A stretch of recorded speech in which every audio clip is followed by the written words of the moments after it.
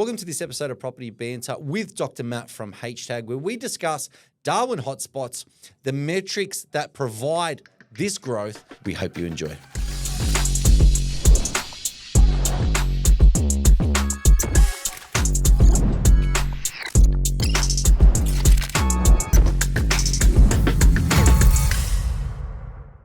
I've seen way too many cycles brush Darwin. You can't brush it. When you have a look, and let's talk about the data. You know, you and I have debates about this. You know, I like. Well, you're a Jurac man. I'm Zukoli. Yeah, that's right. I'm more. And let's look. Hey! I'm gonna call you out now. Yeah. Remember, I was like, Zukoli. Where's Zukoli? And you're like, where'd you get Zukoli from? It's Jurac. Yeah. Because when the reference for everyone, so everyone at home understands what I'm talking about. When you look at data sets, you see what looks better on the data set, right? And Jurac on a data set looks really good. The reason why Jurac was coming up in the shortlist is because more than Zukoli, I think it's because of in Jurac. I think you have. I'll have a look at the data set. You got to think back. Like but 6 I have months to ago see. now. No. I can pinpoint it now, but there's a reason for it. I think days on market or something like that was a little bit higher in Zukoli, so it didn't fit the warm spot back then. It didn't fit the warm spot narrative. Now, this is what I always say when it comes to filtering. Databases are monolith structures in a sense that they're very rigid. So you have to be very careful with the ranges that you set for the shortlist that you produce because you can set a very tight range for something and then you can exclude a suburb that's also good, Now, I do still think, in my view, that, and I'll explain why. And for everyone at home, just explain that to them. So when we input and when we do our data, just the slightest change or inputs in things can yield totally different results. Yeah, absolutely. I mean, if I look at, for example, let's say, you're trying to build a filtering algorithm. This is what I call an area that builds a filtering algorithm, and it will relate back to the brief. So in order to save me actually entering all of the metrics, I'll use one of the predefined strategies, and let's say we use, 550 to 850, long-term low-risk equity extraction time frame 2 years. So it pre-populates the algorithm. Now, just so I don't speak about the algorithm completely, I just want to say that every metric has a range. Now, for example, I can, why did I set the range at 1.5 stock on market? Now, I can set it, I prefer the 0.5. I prefer it. Of course I do. No. But if I set it at 0.5, I might exclude a screamer that has a 0.6.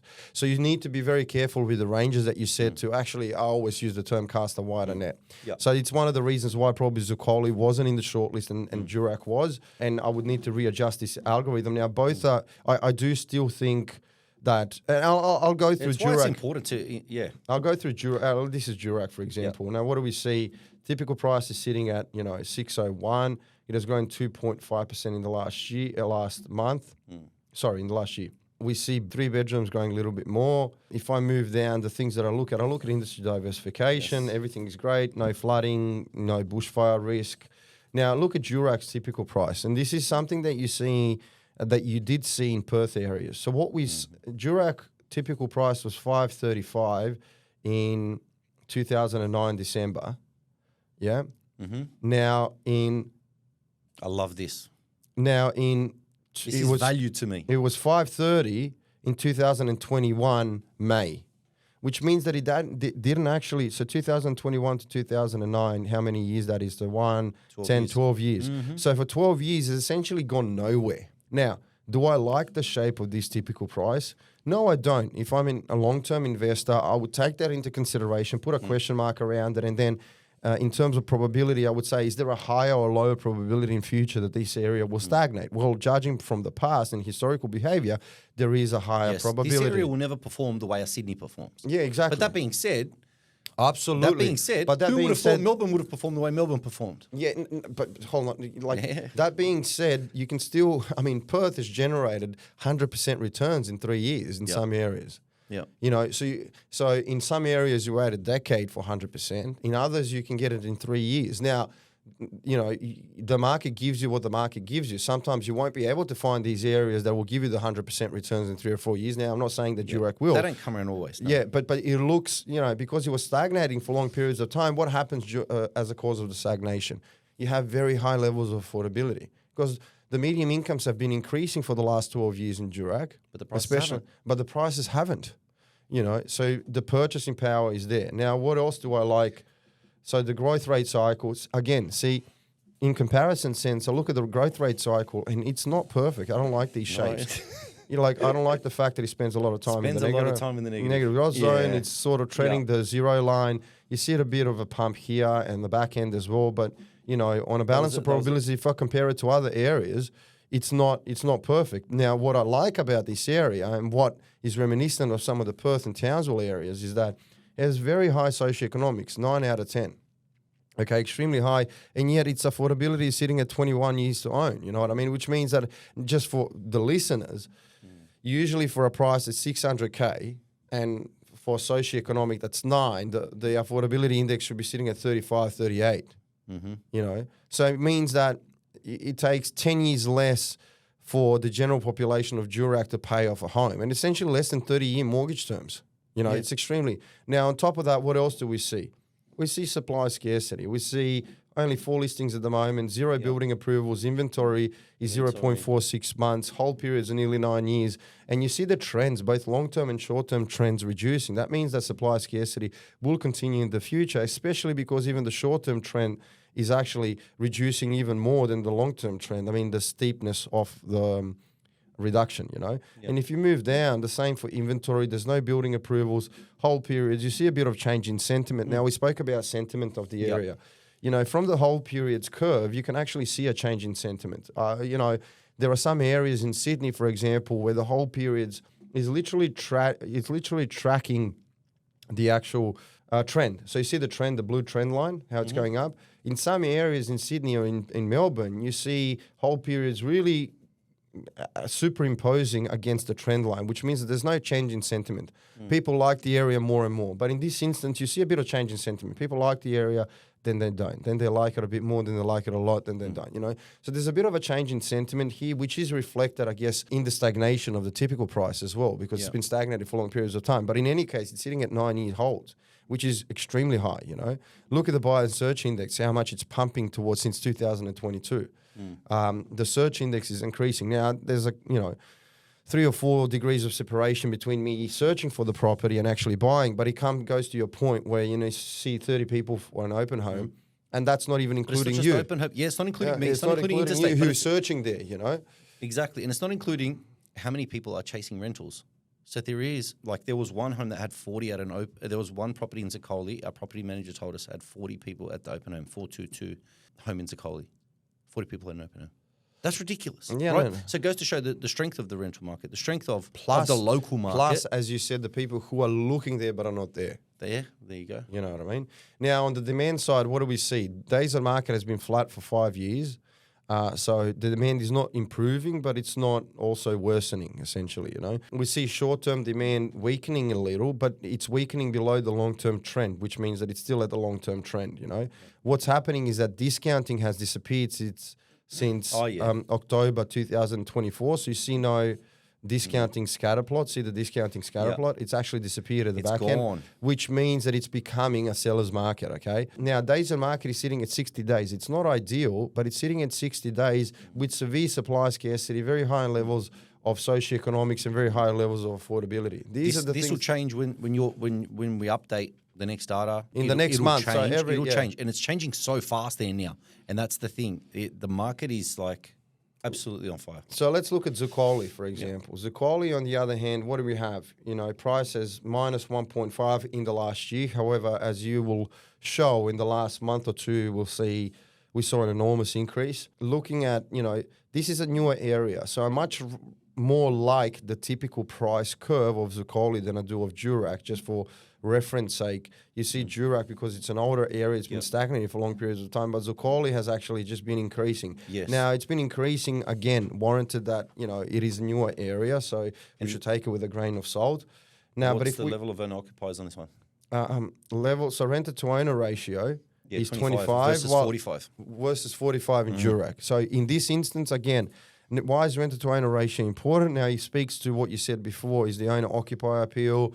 I also look at the renter-to-owner ratio as a future supply metric, because when interest rates start increasing and investors find it difficult to hold on to their assets, they're going to start disposing it. And the renter-to-owner ratio will turn into a supply indicator, essentially, stock on market. And if not met with the appropriate demand, it will, you know, essentially cause price stagnation or price reduction, which means that Jurac from a long-term perspective, and when I spoke about 5-year time frame for Darwin, I was thinking about Jurac because of the higher renter-to-owner ratio and because of its growth rate cycles historically. I would reassess the area at the 4 or 5 year mark to see how it's behaving, to potentially not hold an asset where all of the returns that are made in the 4 years will get evaporated. So bottom line, Zukoli is better in those terms. It actually has a higher ERSAT. What is also interesting about Zukoli, if you have a think about it, and let me just superimpose it with Jurac. See, Jurac, if you look at growth pattern deviation, GPD, okay?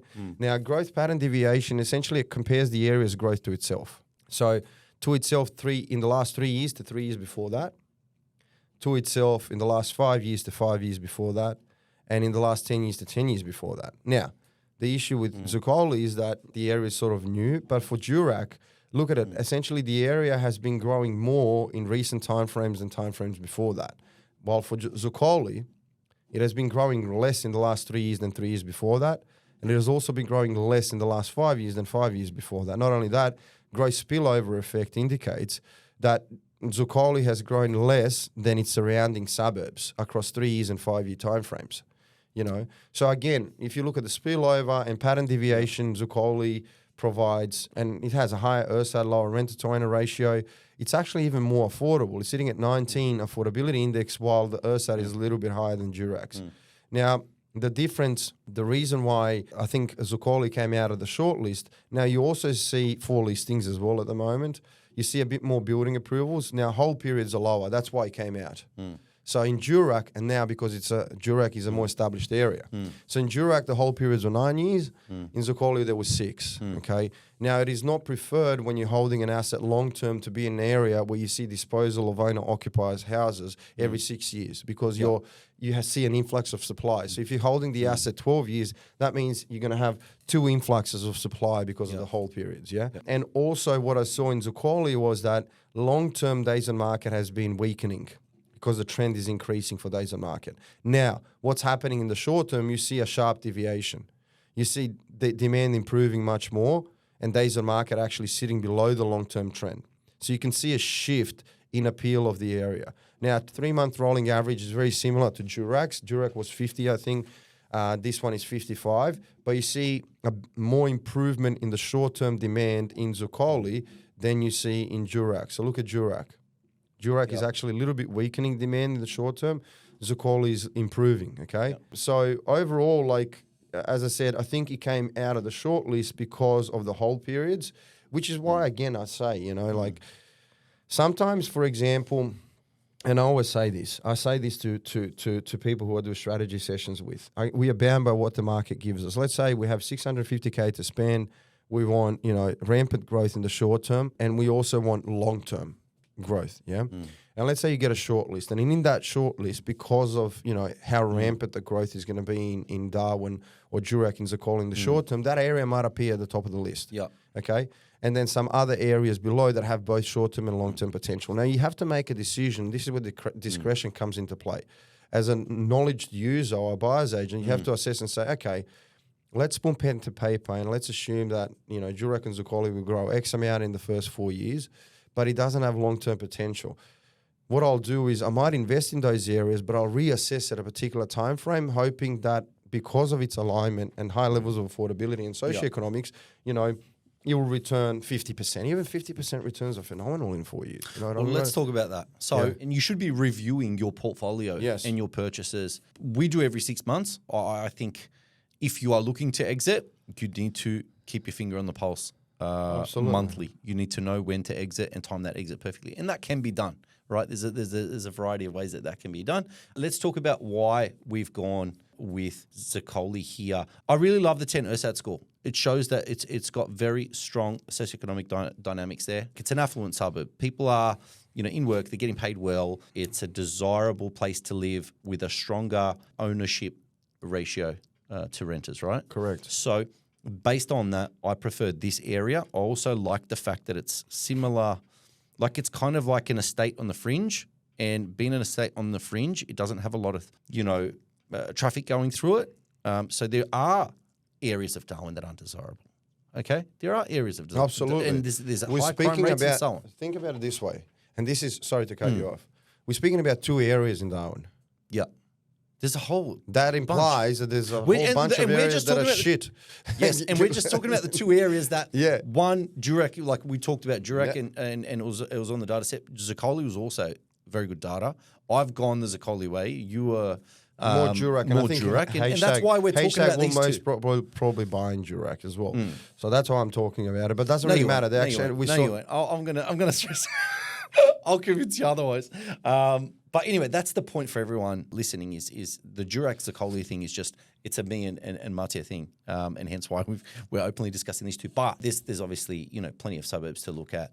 There's a lot of ways to analyze the data and so on, right? Well, to say that, there are a lot of other opportunities, but I would say that these are the top ones. Yep, data-wise, yeah, 100%. So looking at it, so we love the 10 ERSAT score. 10 ERSAT score. You know where you see 10 ERSAT score? 10 ERSAT score is a double bay. It's a Toorak thing. Yeah. It's a Hamilton in Brisbane thing, right? It shows that people have money. I love the rent-to-owner ratio there at 25. That's absolutely awesome. When you see the rents that are incredibly strong, look, rents. This is 7.15. A lot of the properties we're buying. Yeah, look at that. Look at the yield, 7% nearly. That's crazy. And this is a freestanding. This isn't an apartment, unit, studio, townhouse. This is our house. 450 block, 650 block, 800 square metre blocks of land. You are finding solid rental yields that you won't get anywhere else in Australia. And you know what I love about that? Look at that. Yields have been increasing nearly 3%, while price increase is close to zero, meaning that it already started becoming positive. So people are still edging on the rents, which means a perfect time to enter. Yep. Rents are going up. We're seeing it on the ground. Now, we've been there, 6 months? Just about 7 months shortly, right? So we're seeing that the rents aren't easing up. People are still trying to find rentals. There's not enough supply in the market. And when you see that, it becomes more appealing for that individual to go, hang on a second, well, we should probably buy. It's cheaper to buy. You may as well own it. And then the market sentiment starts coming back. Exactly. And definitely when you see 30 other people at an open home, that definitely shows that there's competition, right? So that's why we love that. And because it's got the higher owner ratio. Owner to renter ratio. Right. Yeah. So that's why we like that. And the only time I've ever seen this type of rental yield, strong rental yield, it's usually followed by growth. Right, especially when all the metrics align. So Perth did the same thing. Townsville was sort of there. It wasn't from memory now.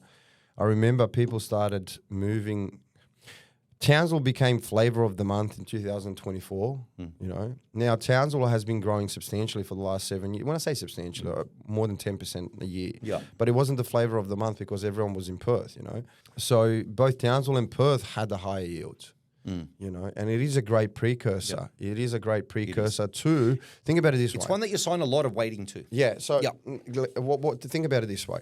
The high socioeconomics and very high levels of affordability are a great precursor for owner-occupier cohort. The yields are for the investor cohort. Yes. But that's what makes a well-balanced market. Absolutely. Well, it's not. Well, I wouldn't use the term well-balanced. I would say in terms of appeal, like a market that's set for a boom is first home buyer, has investor appeal because the yield's there, and owner-occupiers want to live there. And when you've got all the markets covered, that's the most conducive. Absolutely, but think about it this way: what is growth? Growth is when you and I compete for something that's scarce. Yep. So if you have a large owner-occupier cohort and then you have a large investor cohort competing for the same asset, what do you think will happen to the price of that asset? Well, it's going to go up. Yeah. And that's why we've got this, actually. So when we look at Zukoli here, we've got newest sold. There's a few that have just gone super cheap, but you can see what's happening with a lot of these. Look at this, 422, 540. I mean, we were buying these things for low sixes, like just a few months back. Low sixes, just a few months back. These types. And there's a lot now. Look at that, 726, 422, right? This type of property we're buying for $100,000 less, literally just 3-4 months ago. Yeah, that's phenomenal. This is ridiculous returns, right? But it can move super quick. 715, 422, 400. We're buying these type of 422, 630, right? So that's just under 100K, 85-ish. Hopefully my maths, right? But you look at that sort of a gain in a matter of months. That's ridiculous. And I've heard that there's another comparable just on the weekend at 870 for a 422. right? So they're jumping up super quick because the owner-occupiers are trying to get in, the investors are there. But why we like it is because when you look at that affordability metric of 19 years to own, but you get a 10 ERSAT score, that market has the capability. This is not, the lowest socioeconomic Logan Central or Mount Druitt or Broadmeadows, for example. And even Broadmeadows is going to perform shortly. It currently is. But what I'm trying to say is that the local market are all, employed, they're fairly affluent, and they have the money to pay for this market. They can pay $1 million for a property there. It's not a problem, right? Well, so that's why the 650 can quickly move. Yeah, and it is. But it's not just that. It's the perfect storm of that plus no supply. Oh, well, that's standards. You know Demand supply metrics have to. Yeah. Any business, doesn't matter whether it's real estate or something else, has to add up. Thank you so much Matija, thank you so much for coming. I want to thank you all for watching. I hope you got a lot out of that. We really enjoy providing as much content as possible. Please share it with a friend, like, and of course, subscribe to see more content. Till next time, take care. Cheers, guys.